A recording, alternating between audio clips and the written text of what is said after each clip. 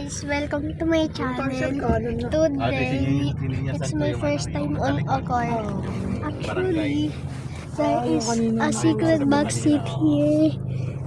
And there are Sinaligaw sila, dito sila It's lapag sa pretty labas. calm and silent. It's Sininyasan ko na kumanan na sila calm, doon. I like it. Kasi pag sumunod sila sa The akin, view is pupunta sila freaking naman. awesome. The view is freaking awesome. Let's just look. No sounds. No boo, honk, honk. See. So as you can see, we are going at a pool. And we are at the Philippines right now. I believe it's located in Santa Maria. I think Santa lives there because there's Santa. Okay, Santa is real, guys. Believe me. Yo, that's so sick. Just look, bro. So, guys, and I've been videoing for a long time. My uploads was successful. I only uploaded shorts, as you can remember, and they were fun. But now I don't upload them anymore because it's just too boring, and I'm definitely not lazy. But add me on Roblox, The Twin Brothers 22. My character has a Ukraine clothes and like a cap and blood on the sauce on the shirt that just like that got thrown on. Yeah. Oh guys, look where we are now. I don't know this location, guys, but I know. Legend school po kayo. Ang school ni Tito Clarence tuturo niya sa'yo. I know pretty much about San Jose del Monte. As you can see, that's School ni our Tito. city. Yeah. And it's pretty big. Our city is pretty big. We are close to Manila. Yeah. It's not pretty far, but it's always sunny here. Sometimes it rains, but it's always sunny. Yeah. I only love soft rains. Yeah, they're just coming. And it's back to my Roblox account. I play Strongest Battleground sometimes, Brookhaven pretty much, and other teams. And I unfriended some friends, so if anyone can add me, I can. Yeah. I also met another YouTuber. He's called Cambodian with the Shakes. I don't know. I searched that on YouTube. No sign, but there's Cambodians with drinking shakes. So I guess it's fake. I could wait with that one. Anyways, yo guys, look where we are. We are in Africa. Sama naman na Cause this is Africa. Anyways, guys. Well, now I'm gonna tell you about this city. Oh gosh, you can see. Now, the city is pretty big. It doesn't look like a city, but it is a city. And I prefer this city more than Manila. It's in my heart. I keep it always in my heart. I support this city. I love this city.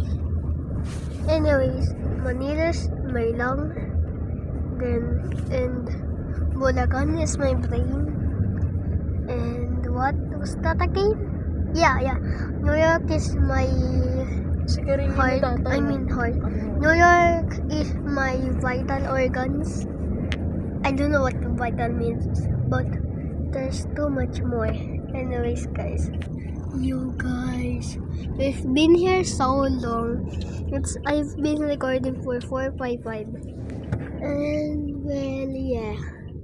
There is pretty. Oh, 7-Eleven. We did that. We made it. We created 7-Eleven in the Philippines first. Guys, comment down below to know which one created 7-Eleven first, America or Philippines. Anyways, guys, should I show you? Ang alin? Ikaw. Yes. This is my mom.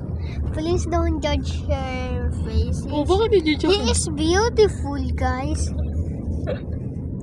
Now, if you don't know bakit they judge, it means why